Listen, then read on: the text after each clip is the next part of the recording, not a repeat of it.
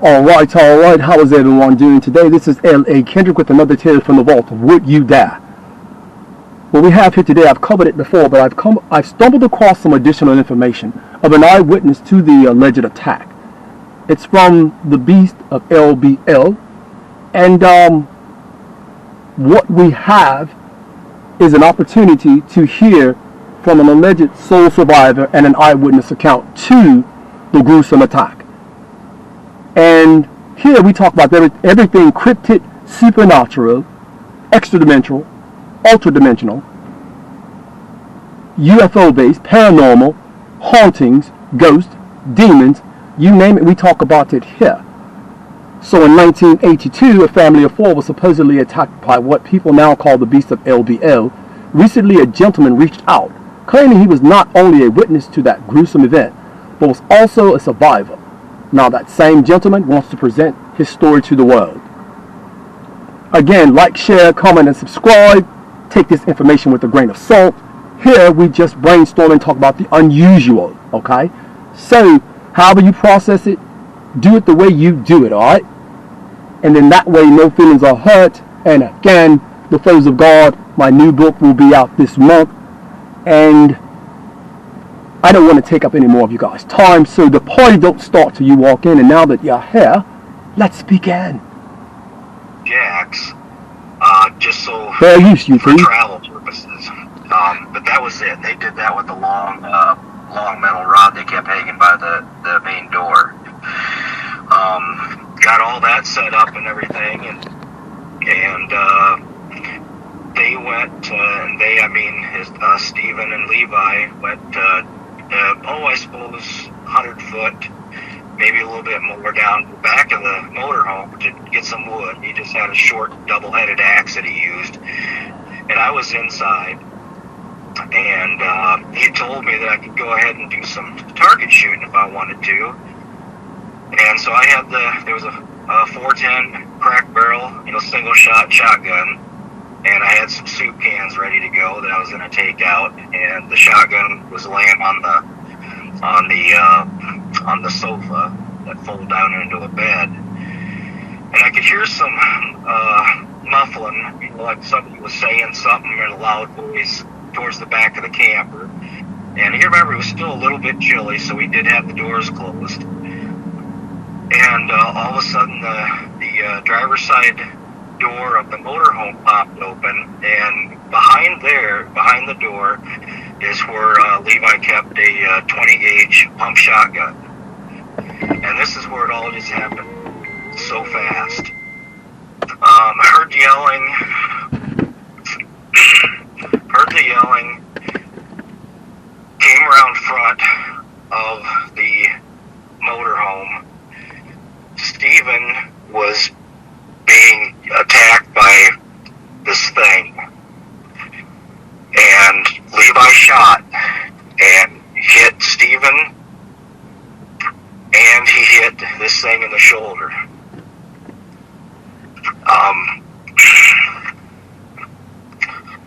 And I want to make a point that Levi did not kill his own son. It was just, he was already dead, I think, from this thing attacking him.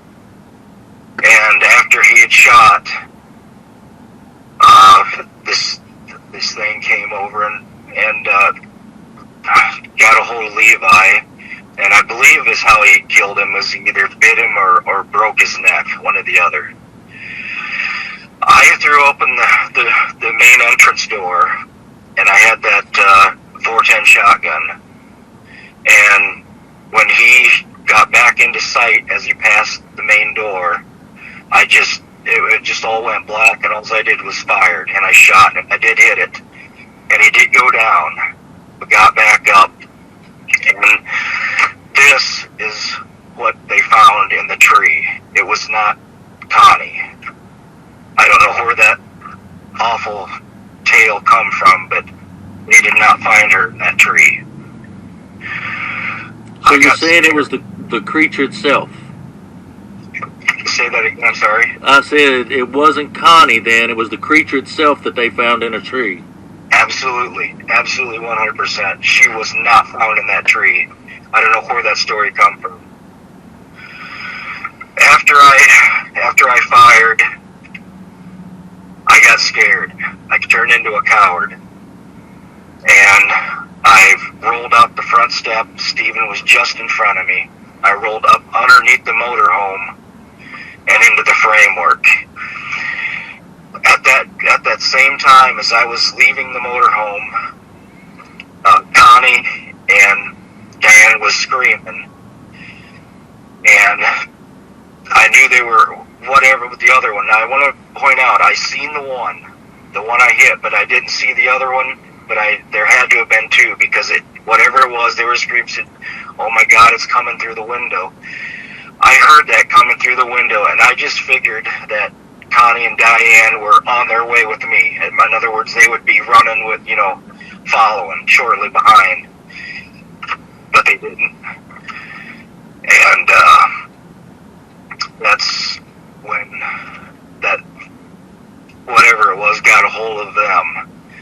And it wasn't, I could hear it through the floorboard, through the bottom. It was muffled, but I could hear it.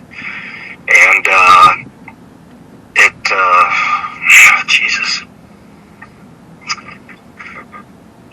And it was over fairly quick. And after about, I suppose, I don't know, time was flashing. I suppose it's 15 minutes. I rolled out and I ran that whole way to the entrance. Just, I don't even know how long it took me to get there. And if you go to the entrance and I took a right. Well, right about then there was a gentleman in a blue Ford pickup. And I waved him down, and I just sunk into the floorboard. And I told him what happened, and he was just, oh my God. And the trip that he took me on, I suppose, to his farm was probably, it was short. I suppose it was 15 minutes maybe. Everything was a real short distance. And I told the gentleman what happened. There need to be ambulances, whatever, to get out there. And he almost acted like he knew. Very calm. We got to his residence, which was a farm, and I stayed in the kitchen area, and he went and made a phone call. And there again, I don't, because the wife was there, so I don't know who actually made the phone call, but it was actually kind of a lengthy conversation. And, they tried to comfort me the best they could, and then I suppose it was like 40 minutes later, these gentlemen showed up. I don't want to say they were FBI because I don't know. The people that were there, they had absolutely no identification as far as being FBI or anything like that, but they absolutely were not local police. There was no state police, anything like that there. They're the ones that did take me back to the campground, and they were actually quite nice to me. They did not threaten me in any way, shape, or form, and they just simply asked, what did you see? What did they look like? Bit about, what you're asking me, everything that I knew. And the only thing that was ever said to me was, at best just to forget about it and move on. But I was never threatened in any way. The people that were there on site when we got back, they had to have been close by because that short a time, there was quite a few people. Now, I don't want to say there was hundreds of people there or anything, but there was a lot of people there. And they looked like National Guard, but there was no, there was no markings. I mean, they were in, camouflage or whatever like that, but there wasn't hundreds of men forming a line and trying to find this thing, or it was more of I guess just fact finding. There was some larger military vehicles and stuff like that there, but nothing was marked. Usually there's something marked on the side, like those big trucks with a star or something like that, or something. guess. Maybe I'm thinking vintage World War II, but there was nothing there to say that they were National Guard, but I just assumed it. And I did see the inside of the motorhome, and I did see her. I seen Diane, and she was definitely dead. But she was not tore up like these fantastic stories that are out there now. There again, it looked like just like something got a hold of her neck. She was in bad shape, there's no doubt, but they weren't ripped from limb to limb. Their heads weren't severed. Nothing like that. Those fantastic stories are just flat out lies. And I guess what else would you like to know, guys? Where was Connie at this time? I did not know because I did not see her in the motorhome, but I had later found out that she was actually in back of the motorhome, outside, and they found her actually down by where Levi and Stephen was trying to collect the wood when this thing or these things come up out of the ravine. And that's where they found her. They did not find her in a tree. But now, when we talked earlier, you said that the creature that was found dead in the tree actually had a piece of her sweater in its claws. Is that correct? That is correct. Like I said, it was just a little bit chilly still, and I think she might have taken her sweatshirt off. I'm not sure, but it was just a green sweatshirt, and they did find a small piece of the sweater in its claws or whatever you want to call them, whatever this thing was. And I suppose the next thing that everybody's going to want to know is, could you possibly describe the creatures? Were they more doggish in nature, more like a Sasquatch? Did they make any noise or anything of that nature? No, not much noise. There was, I could hear heavy breathing and things like that, but there was no, guttural growls or gnawing of teeth or, the only sound it made was when it was hit, and it made kind of a high-pitched screech when Levi shot it. But that was the only noise that it made. As far as how they looked, like I had told you guys, they looked more like a very athletic man in a hairy suit. Real thick thighs, big upper body, shorter snout. The ears were more down.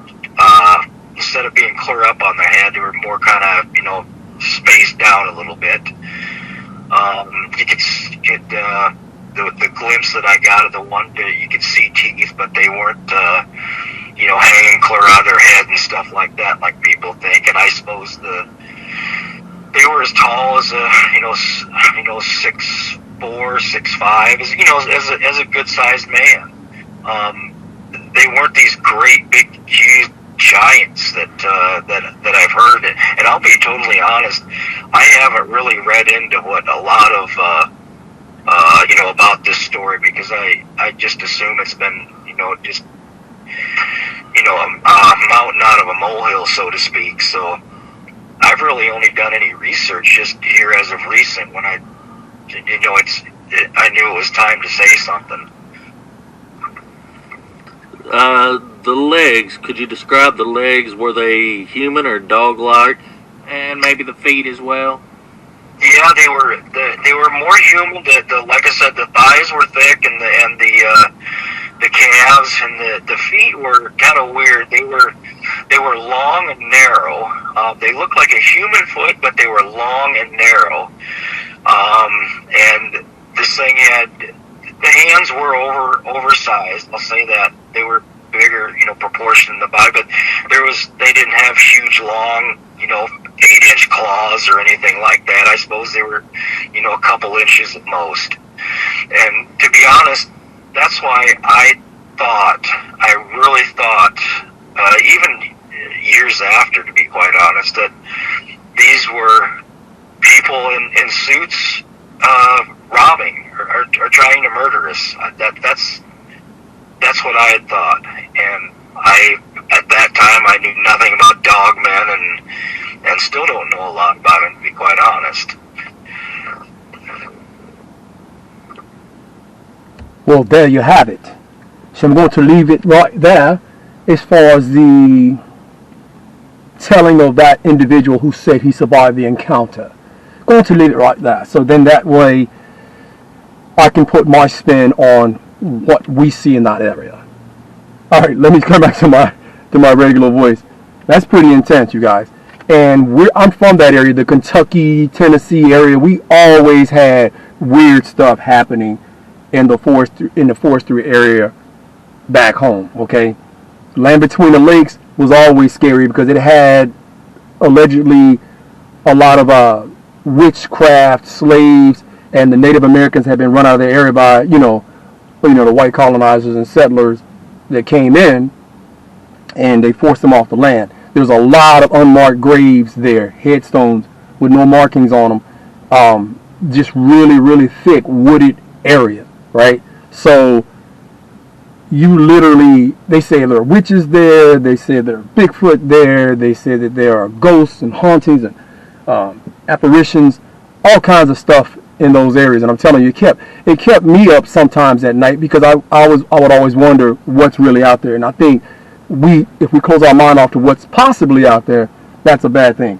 Not saying that everything is out there, but the world is weird. It has a lot of strange things that go on that are unnoticed and that people try to keep suppressed.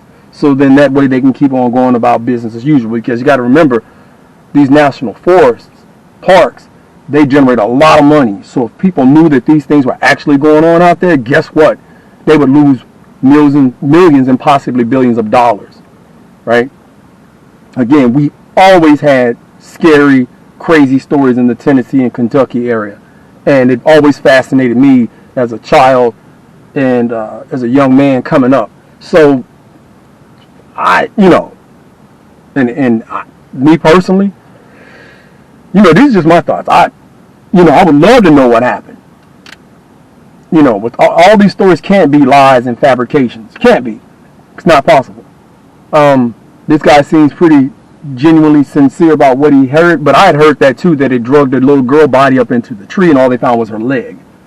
But they said some of those officers puked when they saw the crime scene, and a lot of them actually quit. But it's documented. You guys can pull that up and see for yourself. So it's pretty intense, man. And his storytelling only solidifies in my mind that something went down. Don't know what went down, but something went down. And the pumpkin right there, so for the little trick or treat to add to the Halloween effect. And I'm glad that you guys are here sharing this opportunity we talk. And make sure that you like, share, comment, and subscribe. Would you guys dare want to be caught out there like that in a situation like this? This is absolutely crazy. It tore the whole family up. And again, man, these people were fighting for their lives, man. So you guys, you tell me what you think, man. Please leave a comment, tell me what you think, and let me know what you think about the props that I'm using to make sure that I set the mood for you guys. Fools of God will be out this month. And again, I appreciate all the new subs. Thank you guys so much. And the Fools of God is going to really be a great book. But in the meantime, in between times, if you guys want to get caught up on what's going on with the Destiny vs. Chaos series, make sure that you grab the Destiny vs. Chaos book, Skyhammer, The Paradox of Pain, The Battle for Stonehenge, which is a comic book, and the Trials of Shabazz, which is another comic book. And we still have those Benefits of a Bully books out there for the 10 and up. Scary stuff for those guys. Like I say, I have something for everybody. But I'm going to close it out. Say remember, check your homes. Check all the dark recesses of your home. Check the closets. And if you happen to work late at night and into the wee hours of the morning, don't be a bloke or blokeette, right? Make sure that you check under your car, inside of your car, and you're mindful of your surroundings when you're trying to enter your car. because you never know what's lurking in the dark, waiting to make you a story. And this has been L.A.Kendrick with another tale from the vault of Would You Dare. Until next time.